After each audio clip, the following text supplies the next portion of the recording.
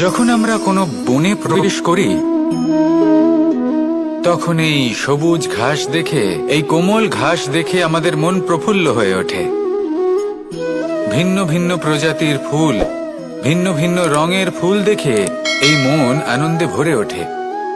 এখানে শিশুরা আনন্দ লাভ করে, বড়রা ভোজন গ্রহণ করেন, কথাবার্তা বলেন, হাঁটাহাঁটি করে বেড়ান।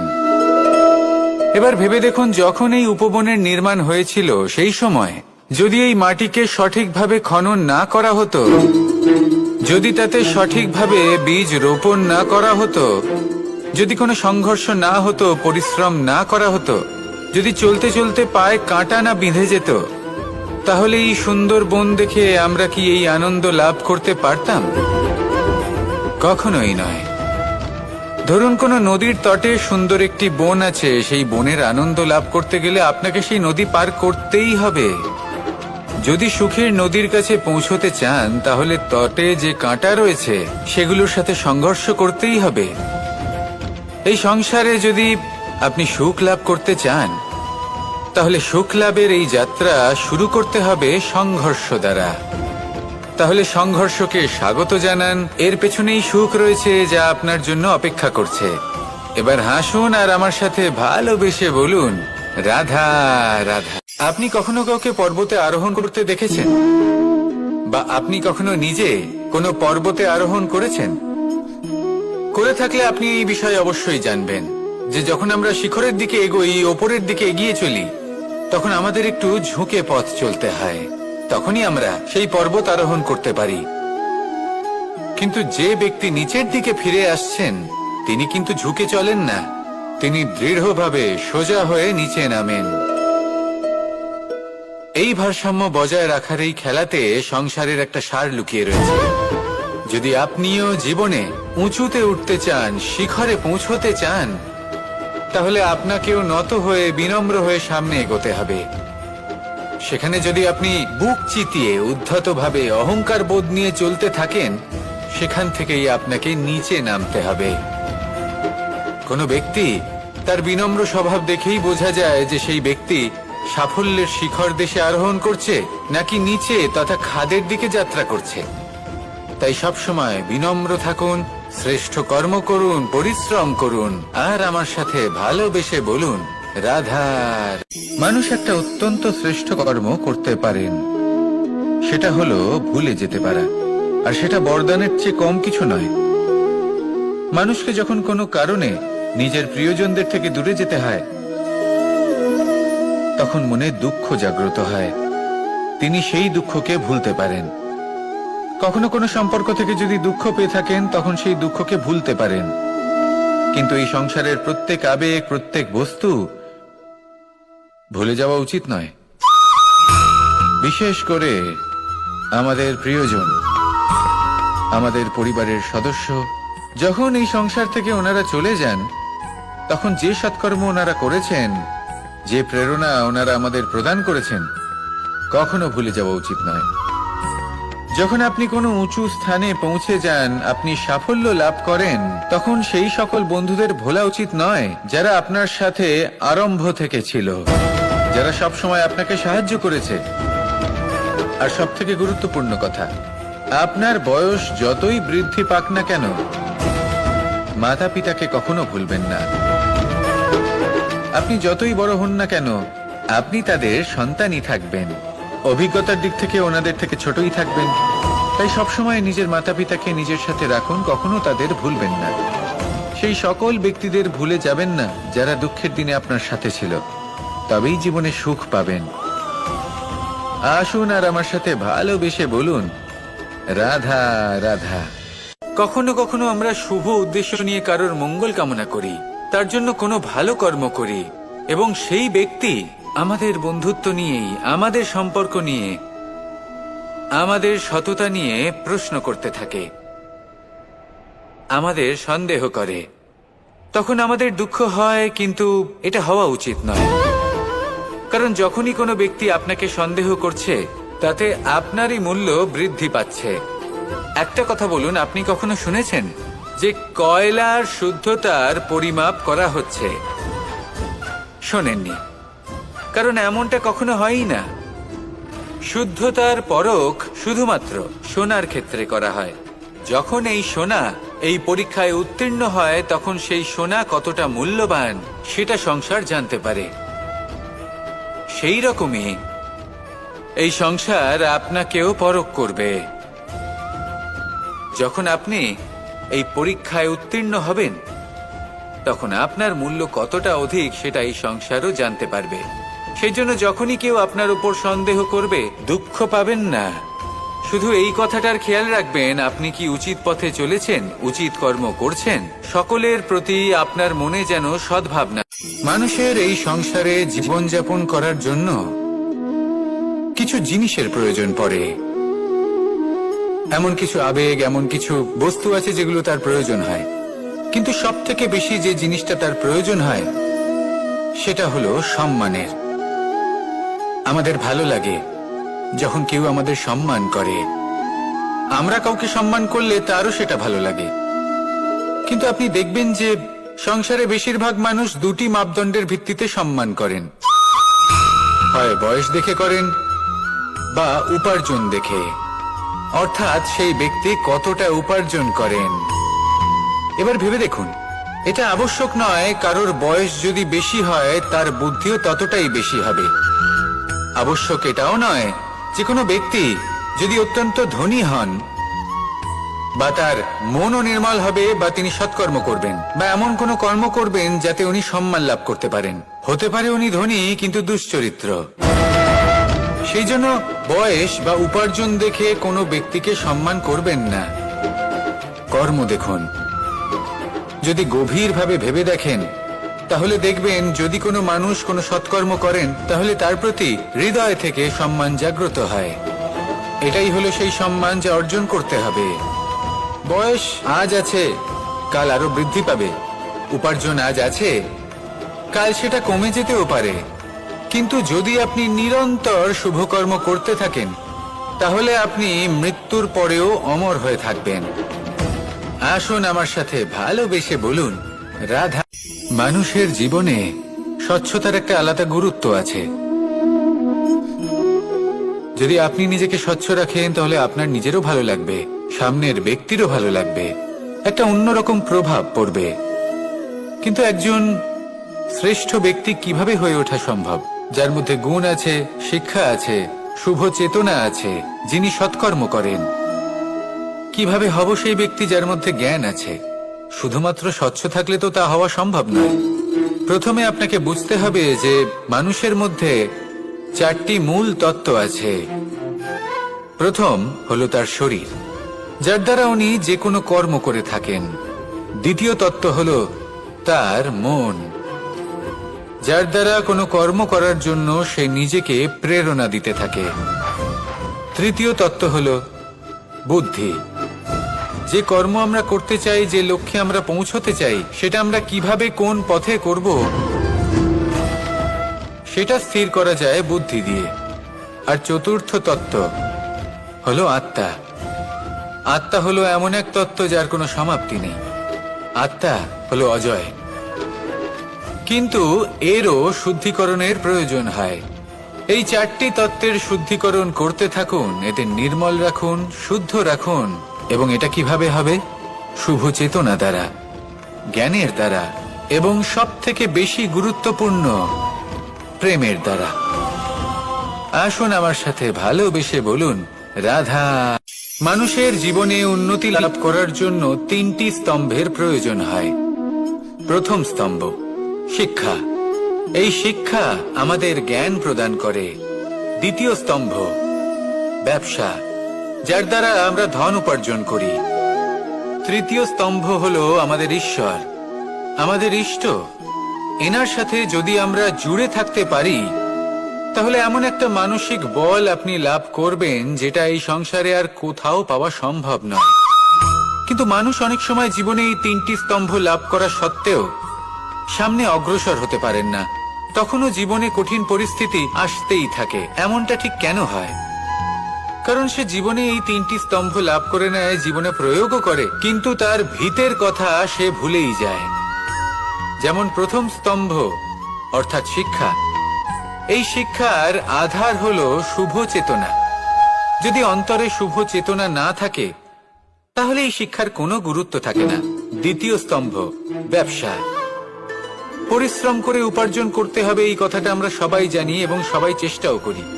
কিন্তু ব্যবসা করতে করতে আমরা এটা ভুলে যাই আমাদের ব্যবহার কেমন হয়ে পড়েছে।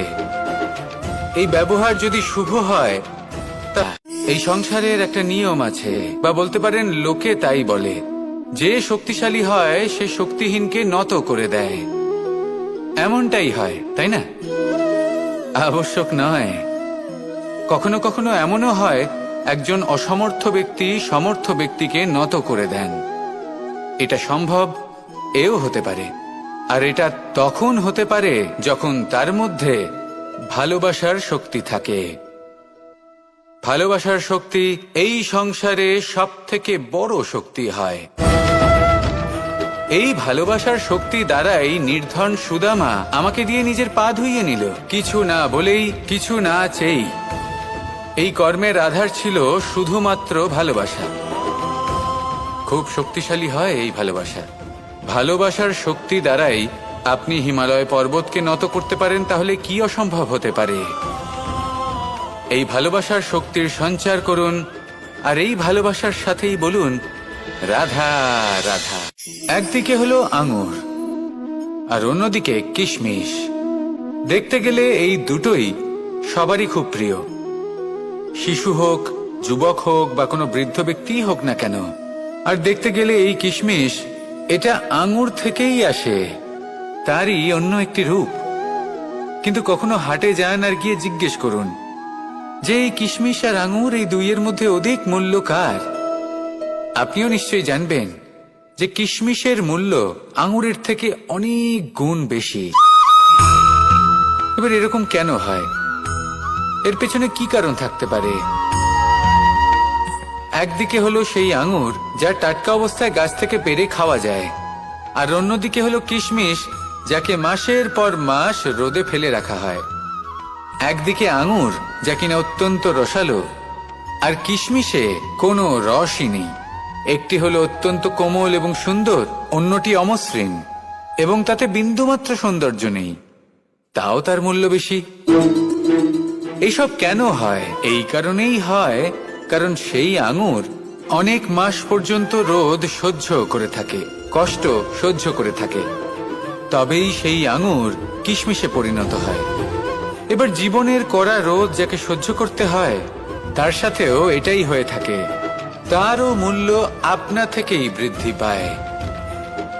আপনার জীবনে আপনার গুণ, আপনার প্রতিভা, তা অত্যন্ত গুরুত্বপূর্ণ। কিন্তু যখন আপনি অভিজ্ঞতা লাভ করেন, তখনই সেই অভিজ্ঞতা আপনার গুণ এবং প্রতিভাকে আরো অনেক বেশি শ্রেষ্ঠ করে তোলে। তাই জীবনের কঠোর রোদের মধ্যেও দাঁড়িয়ে থাকাটা শিখে নিন। সাহসের সাথে কঠিন পরিস্থিতির সম্মুখীন হওয়াটা শিখে নিন। ঠিক এইভাবেই অভিজ্ঞতা লাভ করতে হয়, আর এই অভিজ্ঞতা আপনার মূল্য বৃদ্ধি করতেই থাকবে, করতেই থাকবে। আর তখন এই মন প্রসন্ন হয়ে বলবে রাধা রাধা।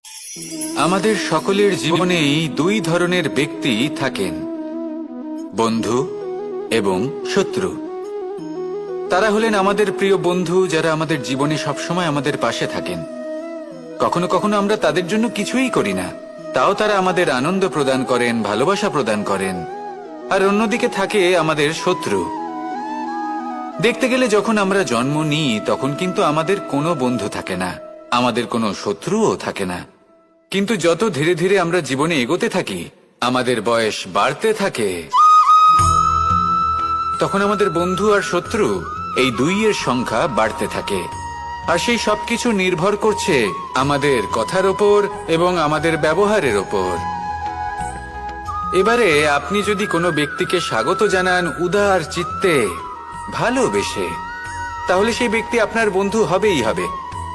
কিন্তু যদি আপনি নিজে হাতে কাউকে সামনে অগ্রসর হতে বাধা দেন, বিনা কারণে তার সাথে খারাপ ব্যবহার করেন, তাহলে তার মনে শত্রুতার বোধ অবশ্যই জেগে উঠবে।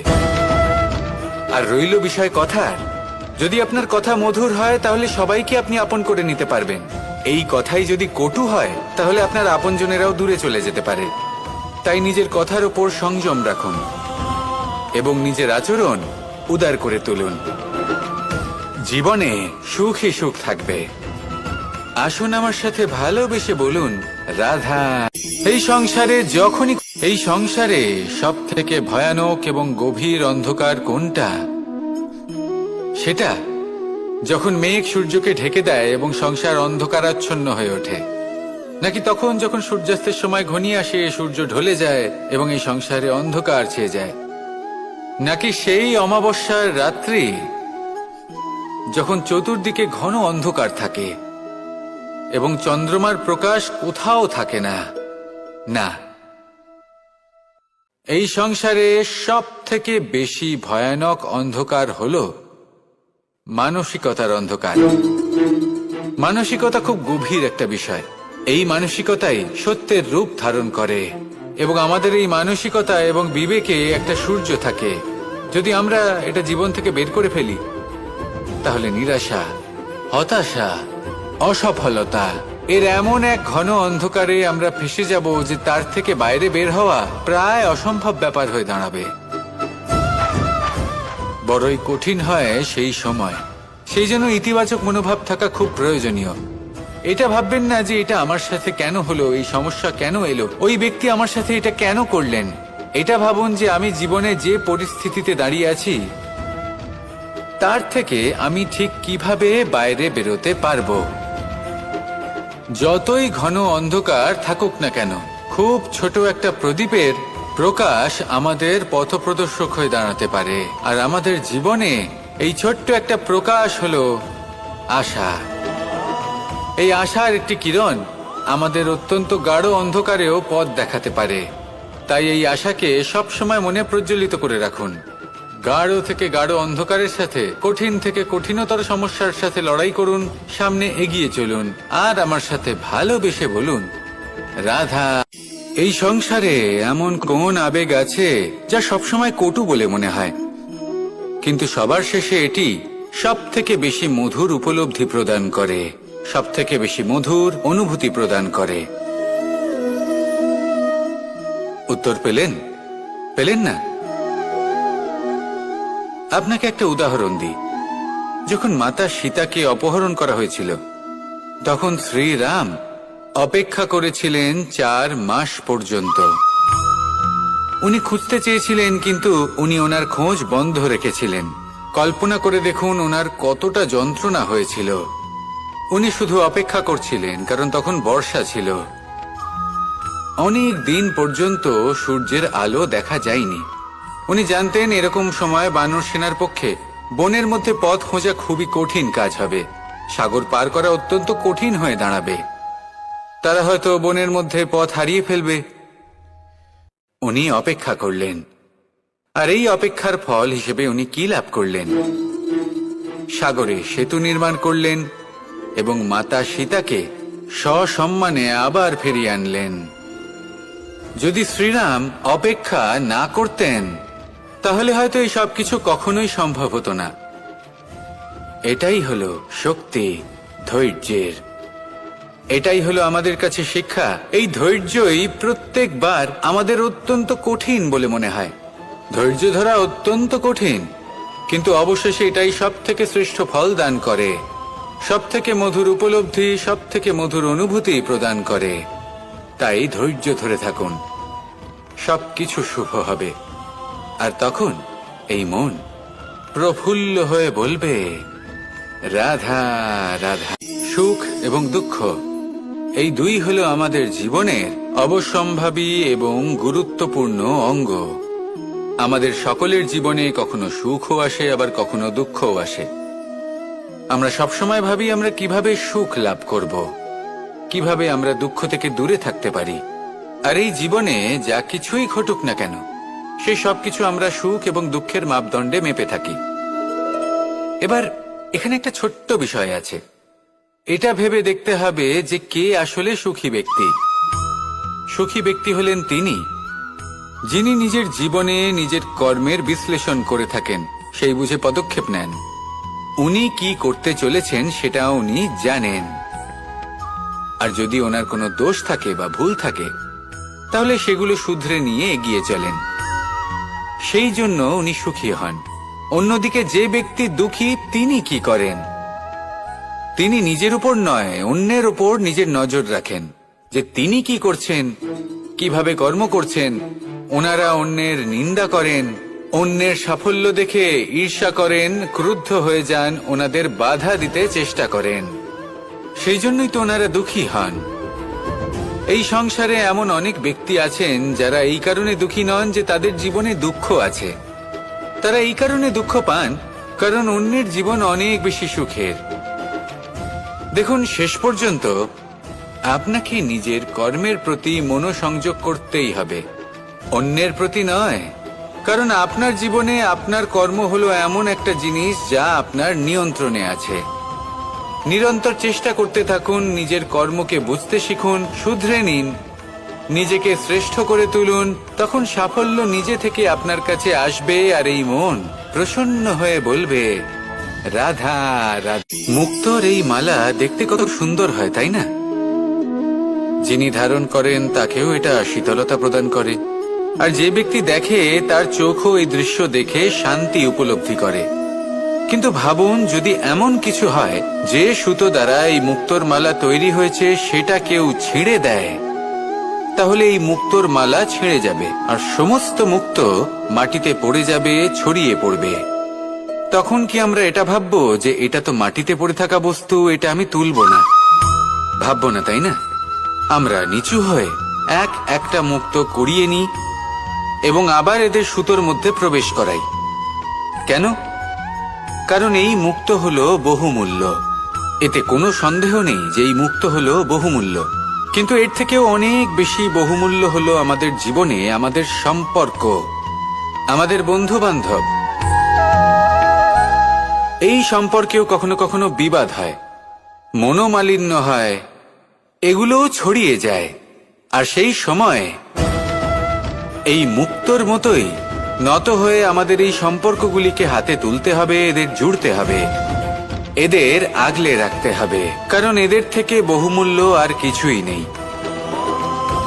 আর যদি এই কাজটা আপনি শিখে নিতে পারেন তাহলে আপনার জীবনের এই সম্পর্ক, এই বন্ধুত্ব সবসময় আপনাকে বল প্রদান করবে, আনন্দ প্রদান করবে, আর এই মন সুপ্রসন্ন হয়ে বলবে, রাধা রাধা। আপনারা সবাই একটা গাছের পাতাকে দেখুন, যতক্ষণ পর্যন্ত গাছের সাথে মানে গাছের ডালের সাথে জুড়ে থাকে সে সবুজ থাকে, বাতাসের সাথে সে নড়তে থাকে।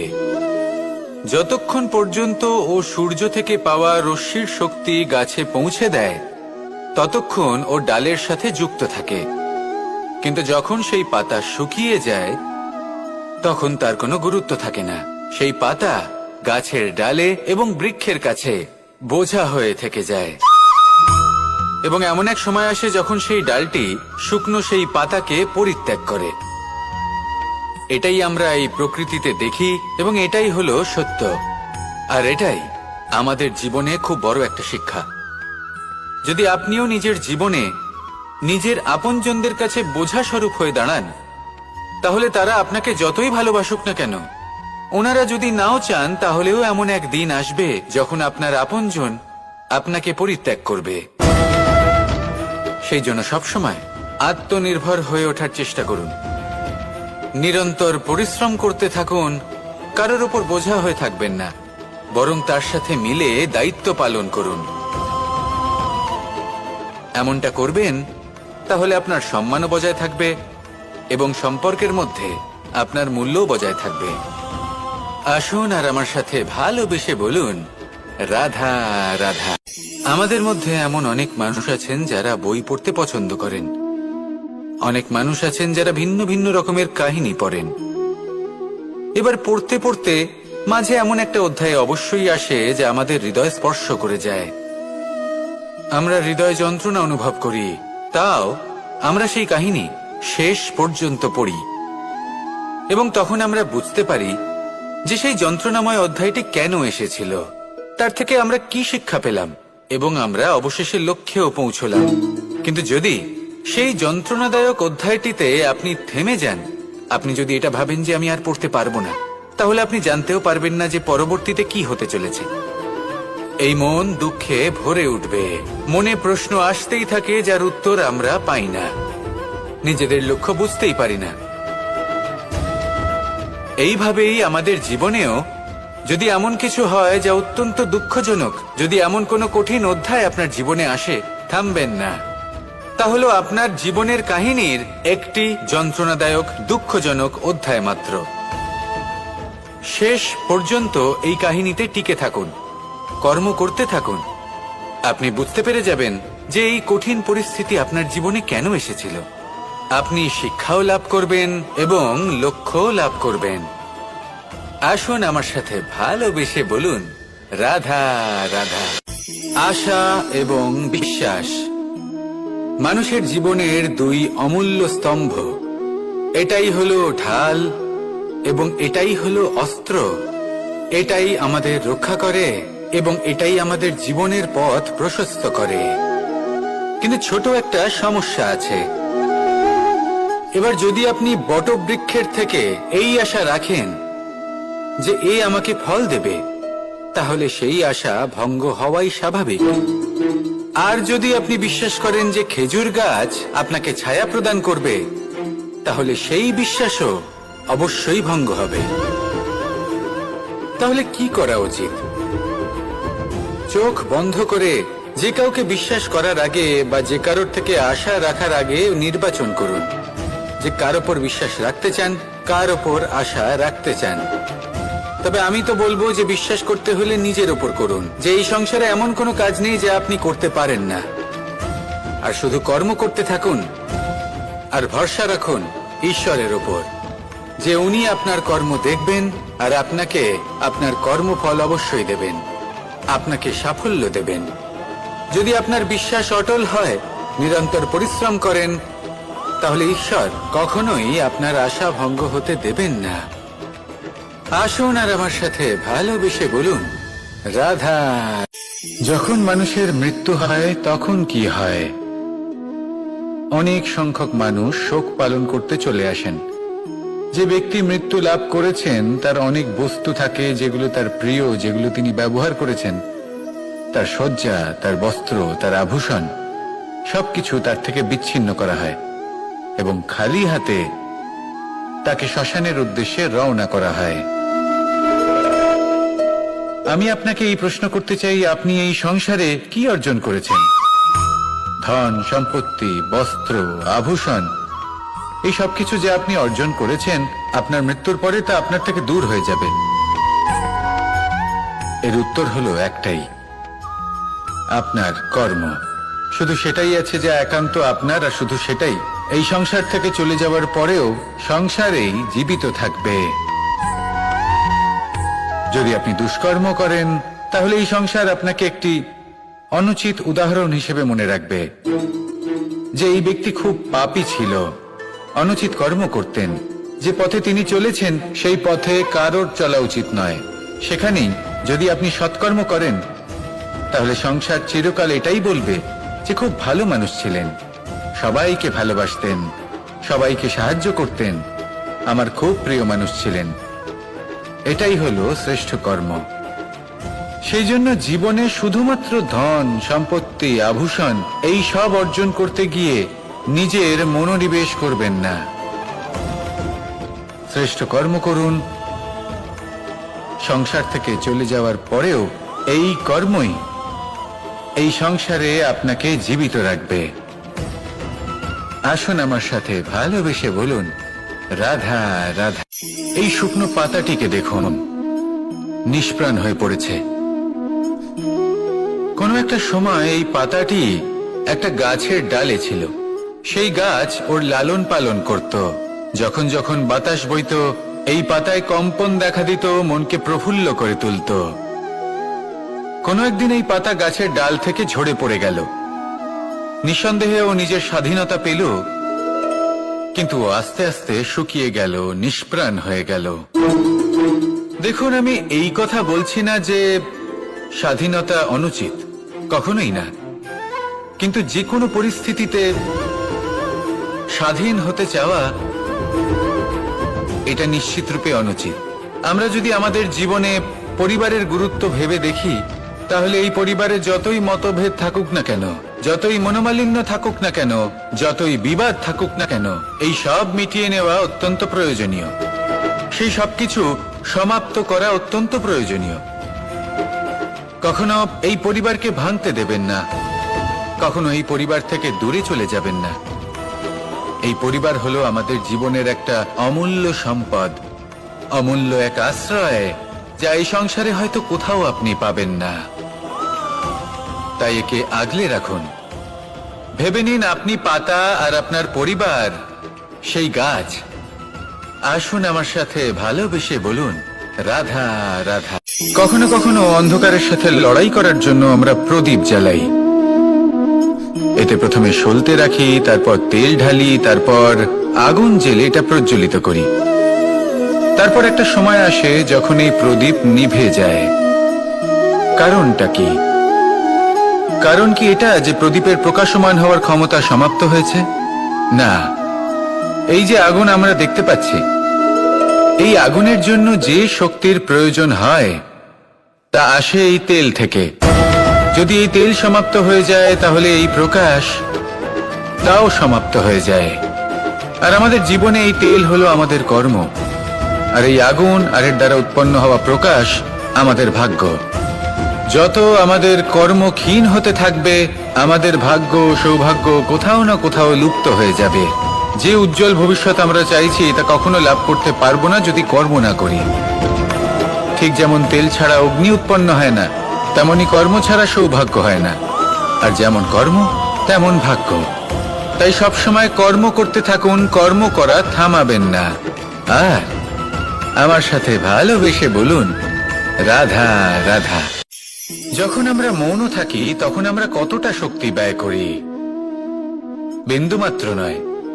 সেখানেই যখন আমরা রুষ্ট হই তখন আমরা কতটা শক্তি ব্যয় করি। আমাদের রক্ত গরম হয়ে ওঠে, চোখ থেকে যেন অগ্নি বর্ষা হয়, আমরা চিৎকার করতে থাকি, জোরে কথা বলি, কখনো কখনো আমরা অনুচিত কর্ম করে বসি। সবকিছুই ক্রোধের বশে করি। এবার এই ক্রোধকে মৌনতায় পরিণত করতে হবে। এই কাজটা চোখে দেখা যায় না, এই কাজ সরল নয়, এই কাজ হলো অত্যন্ত কঠিন এবং এই কাজই শ্রেষ্ঠ।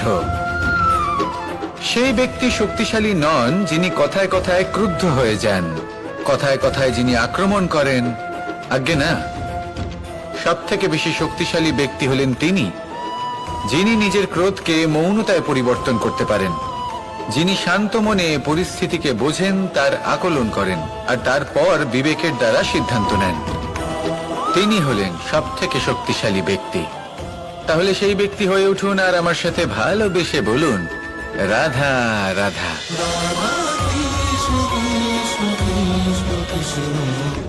এই লক্ষ্য সরলভাবে কেন আমার কাছে চলে আসে না? চলুন আপনাকে একটা কথা বলি, যদি আপনার লক্ষ্য কঠিন না হয় তাহলে তাকে পাওয়া আপনার পক্ষে অসম্ভব হয়ে উঠবে।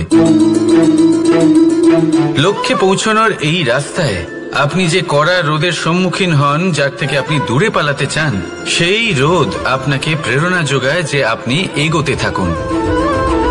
ভাবুন একজন যাত্রী যে কিনা নিজের লক্ষ্যের দিকে যাচ্ছেন, সেই পথে উনি যদি একটু ছায়া পেয়ে যান আর উনি ওখানে বিশ্রাম নেন, তাহলে তার সাথে তার ভাগ্য গভীর নিদ্রায় সেখানে বিলীন হয়ে যায়। তাই পরিশ্রমের কড়া রোদের থেকে কখনো দূরে পালাবেন না। জীবনে শুধু সামনে এগোতে থাকুন দৃঢ়তার সাথে। আর লক্ষ্য সরল হোক, কঠিন হোক বা অত্যাধিক কঠিন হোক, একটা কথা মনে রাখবেন, যে জীবনের লক্ষ্যে পৌঁছতে পেরেছে সে লক্ষ্য প্রাপ্তির জন্য আফসোস কখনোই করে না। রাধা রাধা।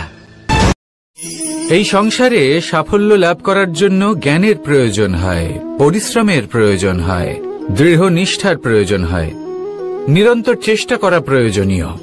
কিন্তু আরো কিছু আছে যা অত্যন্ত প্রয়োজনীয় এবং গুরুত্বপূর্ণ। তা হলো ভালো বন্ধু। তাদের থাকা অত্যন্ত প্রয়োজনীয়। যদি ভালো বন্ধু থাকে তাহলে সময় এলে তারা ঢাল হয়ে আপনাকে সুরক্ষা করবেন। সময় এলে অস্ত্রের মতো শত্রুকে সংহারও করবেন। যদি তিনি জ্ঞানী হন, তাদের মধ্যে সদ্গুণ থাকে, তাহলে এই সব গুণ আপনার মধ্যেও প্রবেশ করবে। তাহলে সাফল্যের জন্য ভালো বন্ধু পাওয়া অত্যন্ত প্রয়োজনীয়। কিন্তু শুধু বন্ধু কেন, ভালো শত্রুও থাকা প্রয়োজনীয়। এবার আপনি ভাববেন, এ আমি কি বললাম? যদি আপনার জীবনেও ভালো অর্থাৎ শক্তিশালী শত্রু থাকে, তাহলে আপনিও শক্তিশালী হতে থাকবেন। এই শত্রু আপনাকে প্রেরিত করবে আরো বেশি শক্তিশালী হয়ে ওঠার। কখনো কোনো হরিণকে দেখুন, তীব্র গতিতে দৌড়তে থাকে। কেন তীব্র গতিতে দৌড়য়? এই কারণে নয় যে কোথাও তার জন্য মধুর ঘাস অপেক্ষা করে রয়েছে, না। সে এই কারণে তীব্র গতিতে দৌড়য় কারণ সেটা না করলে তার পেছনে একটি সিংহ আছে যে ওকে নিজের ভোজন করে ফেলবে। তাই জীবনে বিপদ, সংকট, এই সবকিছুও হলো অত্যন্ত গুরুত্বপূর্ণ। তার সম্মুখীন হতে শিখুন আর আমার সাথে ভালোবেসে বলুন, রাধা রাধা। ধৈর্য, এই ধৈর্য কি কোনো গুণ, কোনো অনুভূতি, কোনো দৃষ্টিভঙ্গি? আমার জন্য ধৈর্য এক বাহন। আপনি হয়তো ভাবছেন, এ কেমন বাহন? বাহন তো ঘোড়া হতে পারে, হাতি হতে পারে, উটও হতে পারে, কিন্তু ধৈর্যকে বাহন বানানো মানে? চলুন আপনাকে একটা কথা বোঝাই। পৃথিবীতে এমন কোনো বাহন নেই যে তার আরোহীকে আছড়ে ফেলেনি। সেটা উট হোক বা হাতি হোক বা ঘোড়া হোক, চলতে চলতে কখনো নড়বড় করেই বসে। তারপর সেই আরোহী পড়ে কারোর পায়, তারপর পড়ে তার নিজের নজরে। কিন্তু ধৈর্যরূপী বাহন কখনো কাউকে ফেলে না, কখনো না। না সেই আরোহী কারোর পায়ে পড়ে, আর না তো নিজের নজরে। কারণ ধৈর্য আপনাকে বিবেক প্রদান করে, বিবেক আপনাকে পরিকল্পনায় সাহায্য করে, আর পরিকল্পনা প্রদান করে আপনাকে শক্তি, আপনার লক্ষ্যের দিকে অগ্রসর হওয়ার। বুঝলেন? ধৈর্যকে সঙ্গে রাখুন, নিজেকে আরো ধৈর্যশীল করে তুলুন। এই ধৈর্যের সাহায্যে আরোহণ করে দেখুন কিভাবে এই বাহন আপনাকে আপনার গন্তব্যে পৌঁছে দেবে। রাধা রাধা। সংসারে এমন একটা ভ্রান্ত ধারণা রয়েছে যে সবকিছু ভাগ্যের দ্বারা পাওয়া যায়। কিন্তু ভাগ্য, প্রারব্ধ, এ তো সকলের জন্যই সমান হয়। এটা তো ব্যক্তির উপরে নির্ভরশীল হয়, তার আকাঙ্ক্ষার উপরে নির্ভরশীল হয়, বাসনার উপরে নির্ভরশীল হয়, স্বভাবের উপরে নির্ভরশীল হয় যে উনি সেটা নিয়ে কি করেন। দেখুন, এই প্রসাদ কিন্তু সকলকেই দেওয়া হয়, কিন্তু তা গ্রহণ করবেন কিভাবে সেটা ব্যক্তির উপরে নির্ভর করে। আপনাকে এক উদাহরণ দিই। যেমন ধরুন, দুজন মানুষকে আমি একটা করে মাটির ডেলা দিলাম, সেটা নিয়ে তারা কি করবেন? একজন মানুষ তার ছোট ছোট ডেলা বানাবেন আর পথযাত্রীদের ওপরে ছুঁড়ে মারবেন, হাসি ঠাট্টা করবেন, তাদের বস্ত্র নোংরা করে দেবেন, সেটাতেই উনি আনন্দ পাবেন। অন্যদিকে দ্বিতীয় ব্যক্তি সেই মাটির ডেলা দিয়েই নিজের জন্য একটা কুঁড়ে ঘর বানাবেন। সেই কুঁড়ে ঘর যা রোদেতে, বৃষ্টিতে, ঝড়ে তাকে সুরক্ষিত রাখবে। অনুভূতি, এই অনুভূতি বদলাতে শিখুন। এই অনুভূতি অত্যন্ত গুরুত্বপূর্ণ। ভালোবাসাতেও এই অনুভূতি হলো অত্যন্ত গুরুত্বপূর্ণ। ভালোবাসা সে বন্ধুর সাথে হোক, মা বাবার সাথে হোক, ভাই বোনের সাথে হোক, স্ত্রীর সাথে হোক, যে কারোর সাথে হোক। মনে রাখবেন, এই হলো সেই অনুভূতি যা আপনার ভাগ্য নির্ধারণ করে থাকে। তাহলে আসুন আমার সাথে প্রেমের অনুভূতি নিয়ে বলুন, রাধা রাধা। লক্ষ্য, পথ আর সাফল্য, এই তিনটেই একে অপরের সাথে জড়িত। কিন্তু অনেকবার মানুষ এদের ঠিকভাবে বুঝতে পারেন না। তারা ভাবেন যে যেরকম লক্ষ্য হবে সেরকমই পথ হবে। সেই মতোই লক্ষ্য কঠিন হলে পথ কঠিন হবে, লক্ষ্য সরল হলে পথও সরল হবে। যদি আপনাকে আসল সত্যের সাথে অবগত করাই, তাহলে দেখবেন সবকিছুই এর উল্টো। লক্ষ্য নিজের পথ বানায় না, পথ সেটাই যেটা আপনি স্বয়ং নির্বাচন করে আপনি নিজে বানান। সেই অনুসারেই আপনি আপনার লক্ষ্যে পৌঁছতে পারবেন। সেই জন্য জীবনে যখনই লক্ষ্যে পৌঁছানোর পথের বিষয়ে আপনি কোনো সিদ্ধান্ত নেবেন, তাহলে তা ভেবে চিন্তে নেবেন, কারণ এই পথ অত্যন্ত গুরুত্বপূর্ণ।